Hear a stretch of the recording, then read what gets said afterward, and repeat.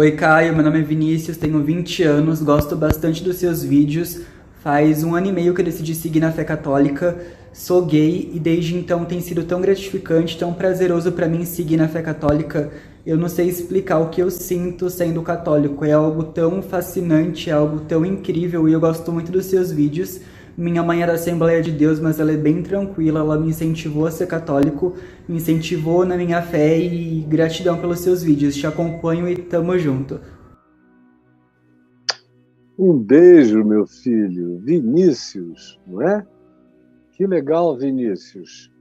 Ver você tão claro, tão límpido, tão cristalino, tão objetivo, tão direto. Olha só, nos Estados Unidos, ainda mais do que aqui, a Igreja Católica Americana, em muitos lugares, tem sido mais evangélica do que as igrejas evangélicas americanas. E eu tenho alguns amigos que foram, inclusive, alguns deles missionários no Brasil, missionários evangélicos, que passaram a vida inteira pregando aqui. Alguns deles têm me dito, o primeiro que me disse isso já faz uns 20 anos, ou 25, que os filhos dele, que cresceram numa igreja evangélica no Brasil, não conseguiam se adaptar à igreja evangélica nenhuma nos Estados Unidos, com aquela teologia da prosperidade, confissão positiva. Aí iam para as igrejas históricas, era aquela coisa fria, sem fé, era só aquela confissão da Trindade, Pai, Filho, Espírito Santo, e nada mais. Cristo Jesus não tinha ressuscitado, a cruz era um símbolo de bondade, essa coisa toda, que muitas vezes acomete os acadêmicos e os teólogos protestantes históricos. E aí os filhos ficaram tão cansados que encontraram uma igreja católica onde tinha um padre que pregava só o evangelho, o coração deles foi sendo edificado, não eram obrigados a nenhum tipo de culto idolátrico de nenhuma natureza, livres para entrar, para sair, para fazer parte, acabaram se tornando parte e edificados. E o pai, à semelhança da sua avó, que é um homem compreensivo e de Deus, falou, olha, foi lá, viu, ouviu, falou, aqui está melhor do que aonde, por exemplo, eu estou indo. Porque eu mesmo já estou que eu não aguento mais lá onde eu estou indo. Aqui está melhor, o meu conselho é fiquem aqui. Está até um lugar melhor para criar os filhos do que nas igrejas que eu tenho ido. Depois disso eu ouvi de vários. Por exemplo, o filho de um autor cristão chamado Francis Schaeffer, o Frank Schaeffer, frequenta, depois de não ter mais aguentado a igreja reformada, protestante, com todas as suas idiosincrasias, acabou se tornando membro de uma igreja ortodoxa, se não me engano, da igreja ortodoxa grega, onde os padres podem casar, ter família e outras coisas mais, e se sentindo muito melhor naquela comunhão. Então, meu querido, isso tudo, de fato, tanto faz como tanto fez. O que importa é se o teu coração crê em Jesus. A única realidade diferenciadora, essencial, transformadora, a única que é condição sine qua non, o único dogma disso tudo é Cristo Jesus. E é o amor de Cristo por mim e o meu amor por Cristo no próximo. Isso é o que Tiago diz que é a única religião. Se alguém quiser ser religioso, Tiago, irmão de Jesus, diz: esse saiba que a única e verdadeira religião é essa, que é amar a Deus e é cuidar dos órfãos, das viúvas e dos pobres nas suas necessidades. Essa é a única e verdadeira religião, é o amor a Deus que se transforma em amor pela vida e na vida, especialmente pelos mais carentes e necessitados. É quando você dizima para a carência humana, para a necessidade humana, e não para o gasofilácio das riquezas nababescas, muitas vezes de padres, sacerdotes e pastores, sem nenhum compromisso com Deus, mas que usam o nome de Deus para enriquecer e para dominar e para se empoderarem sobre a vida das pessoas. Continue me assistindo. Eu tenho convicção, se você continuar me assistindo, o Evangelho vai botar raízes tão profundas em você, você pode ir aonde você quiser nessa vida que nada vai lhe fazer mal. Nada. E você vai ter uma referência pela qual você vai poder avaliar o que é certo e o que não é certo. Você está apenas expressando um sentimento de familiaridade, de acolhimento. Bom, se você chegou lá e a família lá é muito melhor, a família que eu digo, a família comunitária, é muito melhor do que a família da igreja da tua mãe, na Assembleia de Deus, o que não é difícil ser. Cada vez mais as igrejas católicas estão se transformando em grupos de convívio muito agradável. Eu conheço muita gente católica e sou seguido por milhares de católicos e muitos padres que vão pegando daqui e levando para lá, pegando daqui e levando para lá. E já estão fazendo isso há muito tempo. O louvor é o mesmo, a comunhão é a mesma, o convívio é fraterno. Quando não tem um bispo chato para encher a paciência, quando o bispo é generoso e o pároco principal da igreja é um cara de cabeça aberta, às vezes a comunhão fraterna é até melhor, é mais organizada, e uma coisa é certa: os ambientes são mais limpos. Você vai numa casa, num retiro católico, eu já fiz muitos retiros e conferências com os católicos e em lugares católicos também. São lugares simples e limpíssimos, colchões gostosos, fronhas limpas, não é aquela bagunça de retiro evangélico, é tudo arrumadinho.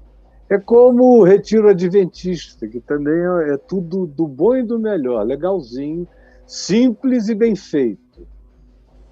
Então não me admira o que você está dizendo, porque você não está inaugurando uma era. Quem me dera todas as igrejas evangélicas se tornassem lugares limpos, legais, de bom convívio humano, fraterno, não tão grandes, porque é outra coisa. A maioria das igrejas católicas não são mega paróquias, tem aqueles que frequentam e só vão domingo, e tem os que fazem parte da semana. Em geral, são algumas dezenas. E é aí que a família é formada.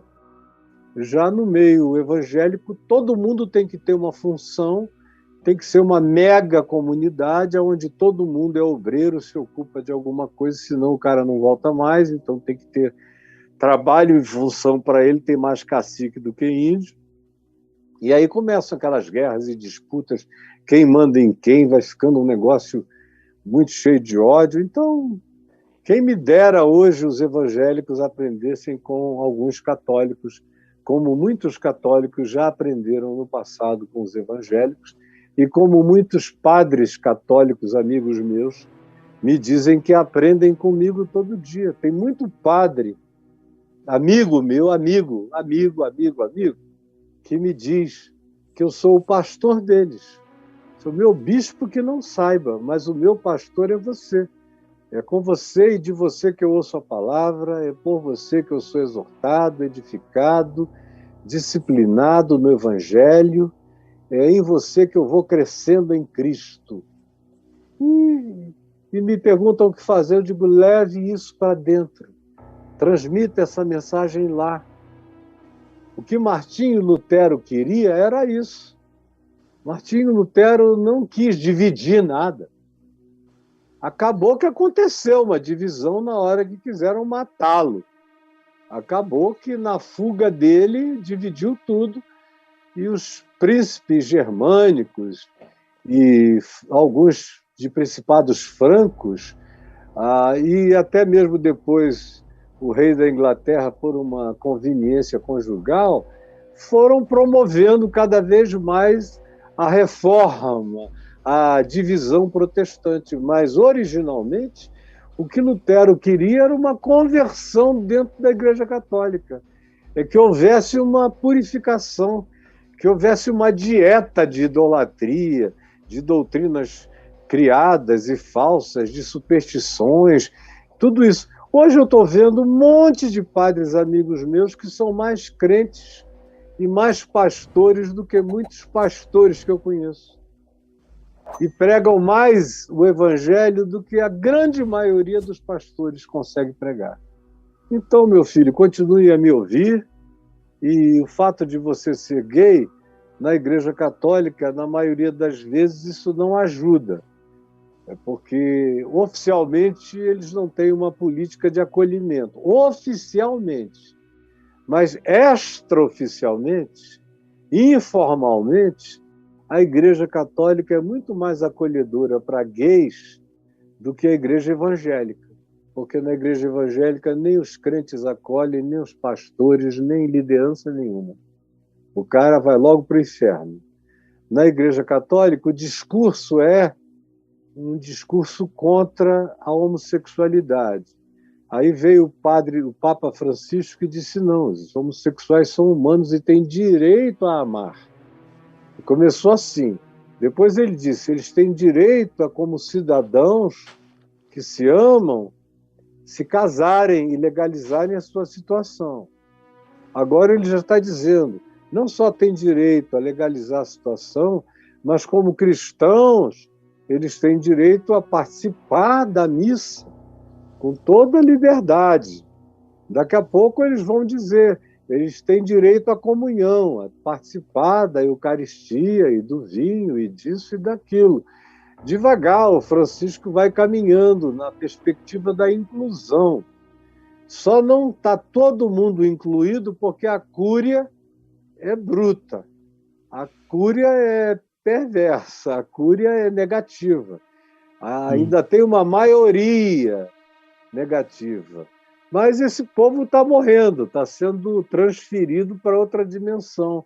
E eu espero que cheguem cardeais mais abertos, mais inclusivos, mais misericordiosos, porque a Igreja e a população católica no mundo merece ter um Papa como o Papa Francisco, que é um verdadeiro evangélico, até onde ele pode ser.